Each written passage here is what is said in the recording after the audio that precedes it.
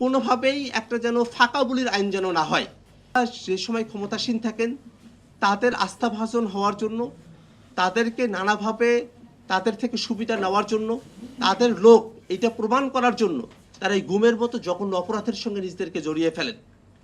এই কারণে তারা এই গুমের মতো অপরাধ করেন, আয়নাঘরে নিয়ে গিয়ে বন্দি করে রাখেন, সেখানে গিয়ে দিনের পর দিন টর্চার করেন, কাউকে হয়তো বা দিনের পর দিন খুবই মানবতরভাবে বাঁচিয়ে রাখেন শাস্তি দিয়ে দিয়ে, কাউকে হয়তো বা মেরে ফেলেন এবং তাদেরকে কোথাও না কোথাও তাদের বডিগুলোকে তারা ভাসিয়ে দেন, ফেলে দেন, গুম করে ফেলেন, তার কোনো আর ঠিক ঠিকানা থাকে না।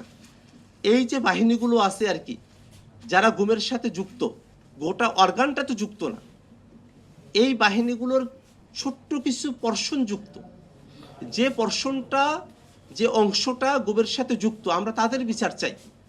এবং আমরা এখানে একটা জিনিস তাদেরকে খুব খোলাসা করে বলতে চাই, বাহিনীগুলো অনেক সময় মনে করতে পারে যে গুমের বিচার হলে পরে এই বাহিনীগুলো তারা বিপদে পড়বে, তাদের অনেকেই বিপদে পড়বে। বিষয়টি এরকম না।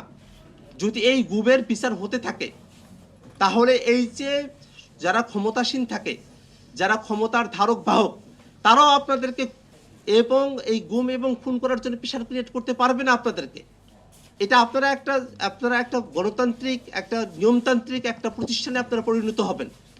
আপনাদেরকে তো দরকার নাই গুম এবং খুন করার মধ্য দিয়ে আপনাদেরকে ক্ষমতা জাহির করার জন্য, এবং এই সংখ্যাটা তো খুব বেশি না।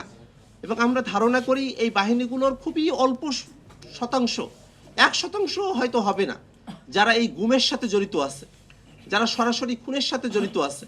তো যে পরিমাণই হোক না কেন এই সংখ্যাটা, যারা গত 16টা বছর ধরে গুম এবং খুন করেছে সিস্টেমেটিক্যালি, তাদেরকে গ্রেফতার করা হোক, তাদেরকে আইনের আওতায় নিয়ে আসা হোক, তাদেরকে বিচারের আওতায় নিয়ে আসা হোক, এবং সামনের দিনে যাতে বাংলাদেশে আর কেউ গুম করতে না পারে, খুন করতে না পারে, এই বাহিনীগুলোতে যাতে এই চর্চাটা একেবারেই বন্ধ হয়ে যায়, সে কারণে যে গুমের বিষয়ে যে আইন, সেটা যেন একটা নিরেট স্বচ্ছ যেন একটা আইন হয়। এটা যেন কোনোভাবেই একটা যেন ফাঁকা বুলির আইন যেন না হয়। গুমের ক্ষেত্রে, মানবাধিকারের ক্ষেত্রে, স্বাধীন বিচার বিভাগের ক্ষেত্রে আমরা ফাঁকা বুলির আইন না, নিরেট এবং স্বচ্ছ আইন আমরা দেখতে চাই। এই গুম সপ্তাহের আলোচনায় এটাই আমাদের প্রত্যাশা। সকলকে ধন্যবাদ।